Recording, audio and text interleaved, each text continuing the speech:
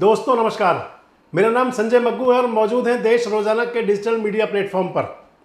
लोकसभा चुनाव के लिए अखाड़ा सजने लगा है, दुंदुभी बज चुकी है, नगाड़ा बज चुका है और मान लें पूरी तैयारी है और चारों तरफ से योद्धा समर में उतरने के लिए तैयार हैं। योद्धा यूं कि क्योंकि जो चुनाव लड़ने के लिए मैदान में आएंगे उनको योद्धा ही कहा जाएगा। भारतीय जनता पार्टी ने अपने प्रत्याशियों की 6 कैंडिडेट्स की सूची जारी कर दी है। 4 कैंडिडेट और देने हैं भारतीय जनता पार्टी ने 4 लोकसभा के लिए, बाकी 6 सीटों पर अपने नाम तय कर दिए हैं। कांग्रेस कशमकश में लगी हुई है कि कौन से नेता को कहां उतारा जाए। इंडियन नेशनल लोकदल अपनी जुगत में है, कुरुक्षेत्र से अभय सिंह चौटाला लड़ रहे हैं, ये तो तय हो गया। बाकी बहन जी से बातचीत चल रही है इंडियन नेशनल लोकदल की, करनाल को लेकर रणनीति बना रहे हैं अभय सिंह चौटाला। अगले वीडियो में आपको बताऊंगा कि बहन जी के साथ क्या चल रहा है अभय सिंह चौटाला का। इसके साथ साथ जननायक जनता पार्टी, बहुजन समाज पार्टी, तमाम सभी राजनीतिक दल अपनी तैयारियों में हैं। और इसी बीच में आपसे चर्चा करने चला हूं एक ऐसी हॉट सीट कि जहां पर हरियाणा के पूर्व मुख्यमंत्री, यानी कि अभी अब से 10 दिन पहले तक जो हरियाणा के मुख्यमंत्री थे, वो सांसद बनने के लिए मैदान में हैं भारतीय जनता पार्टी की तरफ से, मनोहर लाल। और मनोहर लाल को चुनौती देने के लिए, मनोहर लाल के घोड़े की लगाम खींचने के लिए अभय सिंह चौटाला ने एक वो दांव खेला है जो शायद मील का पत्थर बन सकता है। अगर क्रिकेट की भाषा में कहें तो मनोहर लाल अभय सिंह चौटाला की गुगली पर आउट भी हो सकते हैं। अभय सिंह चौटाला ने जो गुगली डाली है, अभय सिंह चौटाला ने जो अपना ऐलान किया है करनाल लोकसभा को लेकर, वो करनाल के लोकसभा चुनाव के गणित के समीकरण बना और बिगाड़ सकता है। क्या ऐलान किया है, आपसे बात कर लेते हैं उसी बारे में कि करनाल की लोकसभा के लिए अभय सिंह चौटाला ने ऐलान किया है कि अगर मराठा वीरेंद्र वर्मा इंडिया गठबंधन से चुनाव लड़ते हैं तो फिर इंडियन नेशनल लोकदल वहां पर अपना प्रत्याशी नहीं उतारेगी। इसके साथ साथ उन्होंने ये कहा है अभय सिंह चौटाला ने कि अगर मराठा वीरेंद्र वर्मा किसी और पार्टी से कैसे भी लड़ते हैं तो भी इंडियन नेशनल लोकदल उनका समर्थन देगा। और तीसरी बात ये कही है कि अगर मराठा वीरेंद्र वर्मा को किसी पार्टी से टिकट नहीं मिलता और वो अगर चाहे तो वो इंडियन नेशनल लोकदल का चश्मा पहनकर मैदान में उतर सकते हैं। मतलब सारे ऑफर दे दिए अभय सिंह चौटाला ने मराठा वीरेंद्र वर्मा को। अब मैं आपसे बताऊंगा कि मराठा वीरेंद्र वर्मा और करनाल लोकसभा का कनेक्शन क्या है। मराठा वीरेंद्र वर्मा इतने प्रसिद्ध, इतने मशहूर और इतने बड़े नेता कैसे बने कि जिन पर अभय सिंह चौटाला ने सीधे कह दिया कि अगर वो चुनाव लड़ रहे हैं तो मैं उनको समर्थन दूंगा। मराठा वीरेंद्र सिंह वर्मा हरियाणा के प्रशासनिक सेवा अधिकारी थे, HCS ऑफिसर थे। सरकारी नौकरी में उनकी बढ़िया चल रही थी, लेकिन राजनीति के अंदर अपने कदम रखे और राजनीति में अपना किस्मत आजमाने के लिए मराठा वीरेंद्र वर्मा ने अपनी पार्टी बना ली, एकता शक्ति पार्टी। और एकता शक्ति पार्टी बना करके मराठा वीरेंद्र वर्मा अभी तक लोकसभा और विधानसभा के 6 चुनाव लड़ चुके हैं। ये तो ठीक है कि उनको जीत नहीं मिली, लेकिन हर चुनाव के अंदर अपना लोहा मनवाने में जरूर कामयाब रहे मराठा वीरेंद्र वर्मा। हालांकि एक समय वो था जब उन्होंने अपनी पार्टी का मर्ज किया था भारतीय जनता पार्टी में और एक बार मर्ज किया था कांग्रेस में, बहुजन समाज पार्टी के टिकट पर चुनाव लड़े थे, लेकिन वो सारे दाव उनके सफल नहीं हुए और अब पिछले काफी समय से वो एनसीपी यानी कि शरद पवार जी की पार्टी में हैं। 2 फाड़ होने के बाद भी जो एनसीपी अलग अलग हुई, चाचा भतीजे में, अजीत और शरद पवार में, लेकिन मराठा वीरेंद्र वर्मा शरद पवार वाली एनसीपी में है जो इंडिया गठबंधन का हिस्सा है। और इसलिए मैंने आपको बताया कि अभय सिंह चौटाला ने कहा है कि वो अगर चुनाव लड़ेंगे मराठा वीरेंद्र वर्मा तो फिर इंडियन नेशनल लोकदल हर स्थिति में उनको समर्थन देगा।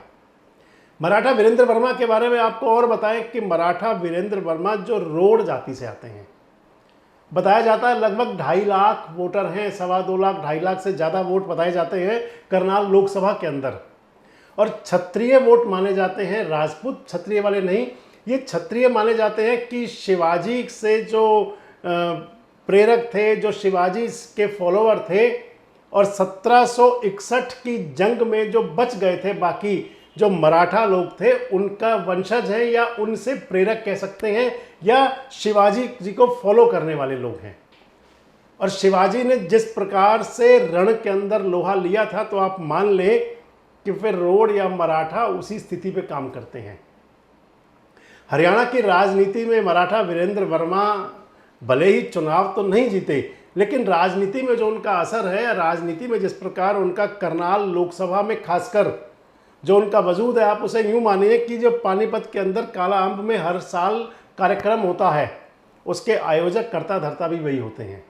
इसके साथ मराठा वीरेंद्र वर्मा के लिए आप ये समझें कि भारतीय जनता पार्टी से या कांग्रेस से जब उनको चुनाव लड़ने के लिए कैंडिडेट नहीं बनाया गया था, तो फिर वो दो चुनाव में, एक वो चुनाव जिसके अंदर कि अरविंद शर्मा सांसद बने थे, उस समय मराठा वीरेंद्र वर्मा ने बहुजन समाज पार्टी से लड़ते हुए 2 लाख से ज़्यादा वोट लिए थे। और एक बार जब भारतीय जनता पार्टी की लहर थी 2014 के चुनाव में, अश्विनी कुमार चोपड़ा जब चुनाव लड़े थे, अश्विनी मिन्ना, तो उस समय उन्होंने जो वोट ली थी वो 1.25 लाख के आसपास ली थी, यानी कि जो बीजेपी की लहर थी। और इस समय के जो हालात हैं, बताया जा रहा है कि मराठा वीरेंद्र वर्मा के लिए इंडिया गठबंधन की तरफ से बहुत गंभीरता से मंथन मनन किया जा रहा है। ये हो सकता है कि उनको कांग्रेस के सिंबल पर चुनाव लड़वा लिया जाए या फिर वो एनसीपी के सिंबल पर लड़े, ये भी तय तो नहीं हुआ, लेकिन मंथन पूरा है। और ये भी तय है कि मराठा वीरेंद्र वर्मा चुनाव लड़ेंगे। वो इंडिया गठबंधन के तहत लड़ते हैं या वो अलग होकर लड़ते हैं, ये जरूर तय है कि वो चुनाव लड़ेंगे।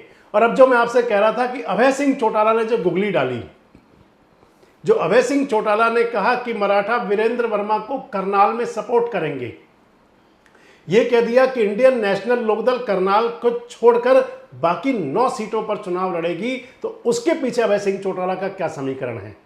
तो आप मान लें कि कुरुक्षेत्र लोकसभा से चुनाव लड़ रहे हैं अभय सिंह चौटाला खुद, और कुरुक्षेत्र लोकसभा के अंदर लगभग 1 लाख से ज़्यादा वोट बताए जाते हैं कि जो रोड मराठा जो है उनके वोट 1 लाख के आसपास हैं।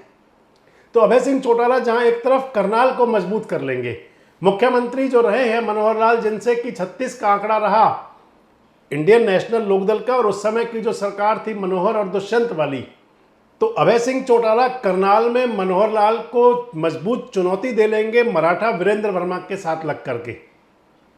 और दूसरा, अगर वो मराठा वीरेंद्र वर्मा को अपना समर्थन देंगे, तो मान लीजिए कि जाट मतदाताओं का एक वर्ग जरूर मराठा वीरेंद्र वर्मा की तरफ जाएगा, अभय सिंह चौटाला के जो फॉलोअर होंगे। और अभय सिंह चौटाला को जो फायदा ये होगा कि अगर मराठा को वो समर्थन दे रहे हैं, तो उनके जो जाति के लोग हैं, मराठा रोड जो जाति के लोग हैं, वो कुरुक्षेत्र लोकसभा के अंदर अभय सिंह चौटाला का समर्थन कर सकते हैं। और राजनीति हो चाहे समाज नीति हो, जब एक हाथ बढ़ता है तो दूसरा हाथ उसे पकड़ा करता है। और मान लें तो अभय सिंह चौटाला ने वही केमिस्ट्री बिठाते हुए, जहां एक तरफ मराठा वीरेंद्र वर्मा की तरफ अपना हाथ बढ़ा दिया, दूसरी तरफ मनोहर लाल के हाथ को, मनोहर लाल के बढ़ते कदमों को रोकने की कोशिश की, और तीसरी तरफ कुरुक्षेत्र लोकसभा के लिए भी अपने लिए अपना रास्ता और आसान कर लिया। वैसे आपको क्या लगता है कि क्या करनाल के अंदर अभय सिंह चौटाला के समर्थन से मराठा वीरेंद्र वर्मा को कोई फायदा होगा? और आपको क्या लगता है कि अगर ऐसा हुआ तो क्या फिर रोड मराठा जो मतदाता हैं, क्या वो कुरुक्षेत्र में अभय सिंह चौटाला की तरफ बढ़ सकते हैं? और बड़ा सवाल ये कि जिस प्रकार अभय सिंह चौटाला ने पिछले दिनों अपनी थोड़ी शक्ति बढ़ाई है, काम करने का तरीका बदला है, तो क्या उससे जो 2024 के अंदर ये लोकसभा चुनाव पहले हो रहे हैं, उसमें इंडियन नेशनल लोकदल कोई प्रभावशाली भूमिका निभा पाएगी? कमेंट्स बॉक्स में अपनी प्रतिक्रिया जरूर दें, और इस प्रकार के वीडियोस अपडेट्स के लिए हमारे साथ जुड़े रहे, देखते रहें देश रोजाना। हमारे साथ जुड़े रहने के लिए देखते रहिए देश रोजाना का यूट्यूब चैनल, सब्सक्राइब कीजिए। साथ ही देश रोजाना की खबरें सबसे पहले देखने के